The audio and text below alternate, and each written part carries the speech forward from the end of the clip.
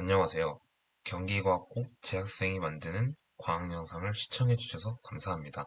오늘 소개할 내용은 DFS와 BFS에 대한 내용입니다. 그럼 바로 시작하도록 하겠습니다. 우선 제가 설명할 순서는 다음과 같습니다. 그래프, DFS, BFS, 그리고 DFS와 BFS의 활용 문제에 대해서 소개하도록 하겠습니다. 우선 그래프 이론에 대해 간단하게 소개하겠습니다. 그래프 이론은 수학에서 객체 간의 짝을 이루는 관계를 모델링하기 위해 사용되는 수학 구조인 그래프에 대한 연구로서 꼭지점, 교점으로 구성되고 이것들은 간선으로 연결됩니다.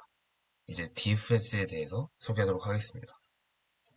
DFS는 깊이 우선 탐색이라고 불리는데요. 우선 첫 번째로 탐색 시작 노드를 스택에 삽입하고 방문 처리합니다. 두 번째로 스택의 최상단 노드에 방문하지 않은 인접한 노드가 하나라도 있으면 그 노드를 스택에 넣고 방문 처리하고, 만약에 방문하지 않은 인접 노드가 없으면 스택에서 최상단 노드를 꺼냅니다. 참고로 스택은 하나의 값을 넣고 뺄 수 있는 방이라고 생각하시면 될 것 같고, 아래 그림처럼 구조화할 수 있습니다. 그리고 세 번째 과정은 이제 이번의 과정을 더 이상 수행할 수 없을 때까지 반복하는 것입니다. 우선 DFS는 여러 가지 특징이 있는데, 우선 노드 방문 시 방문 여부를 반드시 검사해야 하고, 만약에 이런 과정이 없다면 무한 루프에 빠질 위험이 있습니다. 그리고 탐색 과정이 시작 노드에서 한없이 깊이 진행되는 것을 막기 위해 깊이 제한을 사용한다고 합니다. 그리고 깊이 제한에 도달할 때까지 목표 노드가 발견되지 않으면 최근에 첨가된 노드의 부모 노드로 돌아와서 백트래킹, 그리고 부모 노드의 이전과는 다른 동작자를 적용해서 새로운 자식 노드를 생성합니다. 이때의 부모 노드는 해당 위치 노드의 윗단계 값을 말합니다. DFS에는 장단점이 존재하는데, 우선 장점으로는 단지 현 경로상의 노드만을 기억하면 되기 때문에 저장 공간의 수요가 비교적 적습니다. 그리고 목표 노드가 깊은 단계에 있을 경우 해를 빨리 구할 수 있습니다.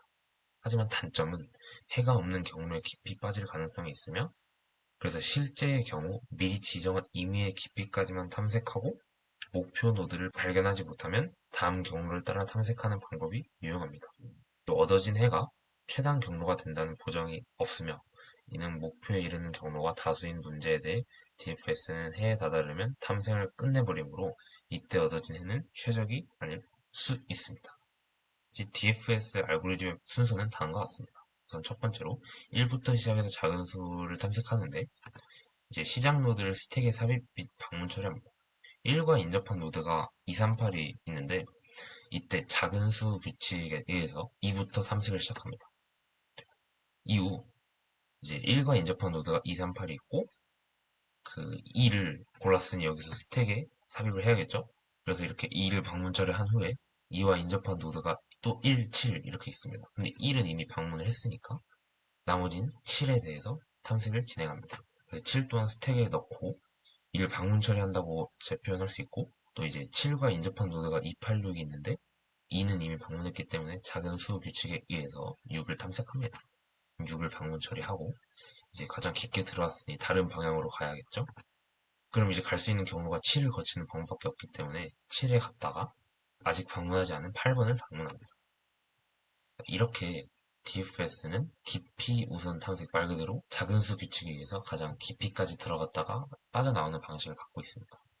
그래서 이제 DFS의 코드 예시를 보여드릴 텐데, 우선 이 코드에서 봐야 할 거는 이제 DFS 재기함수 부분인데, 이건 이제 처음에 for 문에서는 인접한 노드 사이즈만큼 탐색을 진행하고, 이제 if 문 안에서는 만약에 visited y가 이제 false다, 그러니까 방문하지 않았으면 not을 해주면 true가 되기 때문에 아래 DFS를 실행할 수 있습니다. 그리고 위에 DFS 재기함수 밑에 있는 이제 메인 함수 내용인데, 이 메인 함수 내용에는 이제 아까 순서대로 썼던 작은 수 규칙에 의해서 이렇게 수를 대입하여 정리할 수 있습니다. 이제 BFS 넓이 우선 탐색에 대해 알아보도록 하겠습니다. 이는 시작 노드를 방문한 후 시작 노드에 인접한 모든 노드들을 우선 탐색하는 방법입니다. 더 이상 방문하지 않은 노드가 없을 때까지 BFS를 적용하며, 아까는 스택을 적용했고 이번엔 Q를 적용해서 구현합니다. Q와 스택의 차이점을 간단하게 말씀드리면, 스택의 경우에는 말 그대로 입구가 하나라고 생각하시면 되는데 그 입구를 통해서 들어왔다 나갈 수가 있습니다. 근데 Q의 경우에는 양면이 다 입구가 될 수 있어서 들어갈 때와 나올 때 모두 한 방향으로 이루어집니다. 밀어내기식이라고 생각하면 될 것 같습니다. 그래서 이제 BFS 특징은 탐색 시작 노드를 큐에 삽입하고 방문 처리합니다. 그리고 큐에서 노드를 꺼낸 후에 해당 노드의 인접 노드 중 방문하지 않은 노드를 모두 큐에 삽입한 후 방문 처리합니다. 이번의 과정을 반복합니다. BFS의 장단점은 우선 장점으로 출발 노드에서 목표 노드까지의 최단 길이 경로를 보장합니다. 또한 운 좋게 올바른 경로를 선택한다면 최소 실행 시간에 해를 찾습니다. 단점은 반대로 최악의 경우에는 가능한 모든 경로를 탐험하고서야 해를 찾기 때문에 해에 도달하는데 굉장히 오랜 시간이 걸립니다. 경로가 매우 길 경우에는 탐색 가지가 급격히 증가함에 따라 보다 많은 기억 공간을 필요로 합니다. 그리고 해가 존재하지 않을 때는 즉 유한 그래프의 경우에는 모든 그래프를 탐색한 후에 실패로 끝나게 됩니다. 무한 그래프의 경우 결코 해를 찾지도 못하고 끝내지도 못합니다. BFS의 방법은 다음과 같습니다. 1부터 시작해서 탐색을 시작하고 이제 시작 노드 1을 큐에 삽입하고 방문 처리합니다. 그리고 이제 큐에서 1을 꺼낸 다음에 방문하지 않은 인접 노드 2, 3, 8을 큐의 순서대로 삽입하여 방문 처리합니다. 이제 큐에서 노드 2를 꺼내서 방문하지 않은 인접 노드 7을 큐에 삽입하고 방문 처리 1은 이미 방문 처리되어 있습니다. 다음으로 이제 BFS의 방법, 알고리즘에 대해서 소개하도록 하겠습니다. 이제 첫 번째로 1부터 시작해서 작은 수부터 탐색을 시작합니다. 그리고 이제 시작 노드 1을 큐에 삽입 후 방문 처리합니다. 두 번째로 큐에서 노드 1을 꺼내 방문하지 않은 인접 노드 238에 큐에 삽입한 후 238 방문 처리합니다. 세 번째로 큐에서 노드 2를 꺼내 방문하지 않은 인접 노드 7을 큐에 삽입한 후 방문 처리합니다.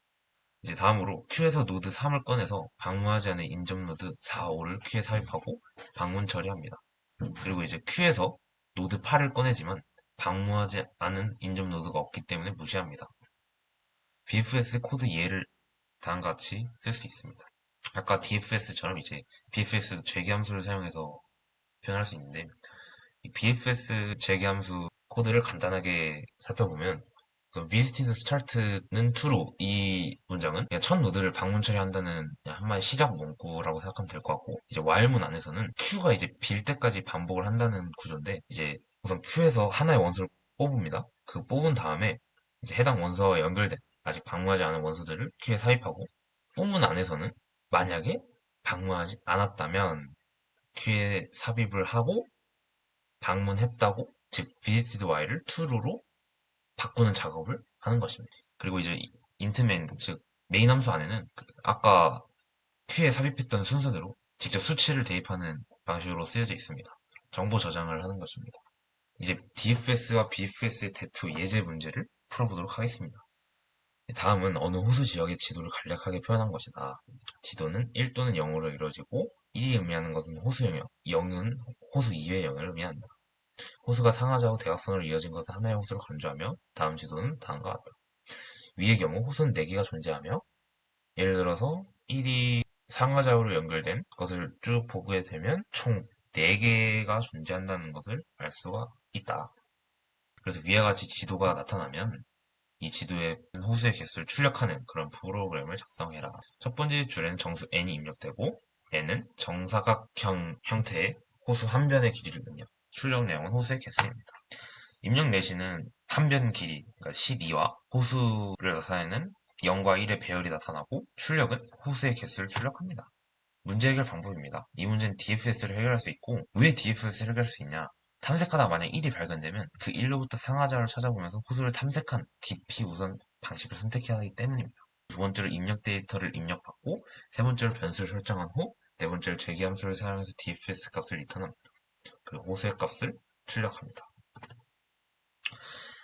이제 C 언어로 이거 코드를 짜봤는데 우선 n이 아까 25까지 상한선이라고 했으니까 배열의 크기를 최소 26 곱하기 26으로 잡아서 int a 26, 26으로 잡았고 처음에 호수 개수는 0이라고 초기값 설정하고 m 배열 동안 같은 방식으로 26 크기로 그리고 이제 다음 코드로 넘어가면 이제 dfs 함수입니다. 이 dfs 함수에서는 이제 간단하게 설명하면 상하좌우로 이동하면서 만약에 내가 이동한 위치에 1이 있거나 1이 있지만 정사각형 호수에서 벗어나거나 그런 것들을 모두 포함하는 함수라고 생각하면 됩니다. 그래서 만약에 상하좌우로 이동하다가 호수 밖으로 나갔다. 그러면 t 플러스 1이 n 플러스 1보다 작다라는 조건에 모순이 되기 때문에 이것은 실행되지 않습니다. 그리고 만약에 상하좌로 이동했을 때 1이 있으면 그 1에 대해서 또다시 DFS를 실행하면 그 위치에서 상하좌로 또 이동할 수 있는 그런 깊이 우선 방식을 나타내는 재기함수입니다. 그리고 이제 이 메인 함수에서는 n과 호수 배열이 입력되고 그 입력된 배열에서 DFS를 실행한 후 만약에 DFS 값에서 리턴한 값이 있으면 그때를 k 플러스 1 합니다.